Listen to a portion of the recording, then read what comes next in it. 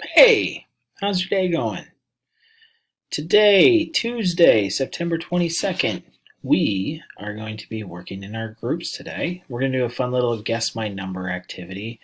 Try to do some things to interact with your group so that you're talking with other people. And then we are going to have our homework for tonight is going to be 18 through 22, which is going to be in the online textbook. Okay, so we're going to be working on that. And then in your online textbook, if you recall, right here, remember I'm going to sign in using Google. So sign in through Google. And then click on the blue textbook.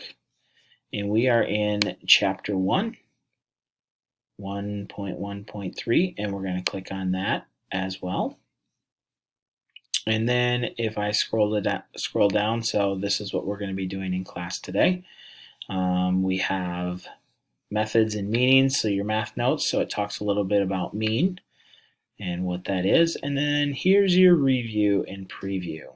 Okay, so 18 through 22, make sure you are writing your answers down on a piece of paper and make sure you're labeling it nice and clearly. You can use a calculator if you need to for any of the problems, and just make sure you have that ready to go for Wednesday.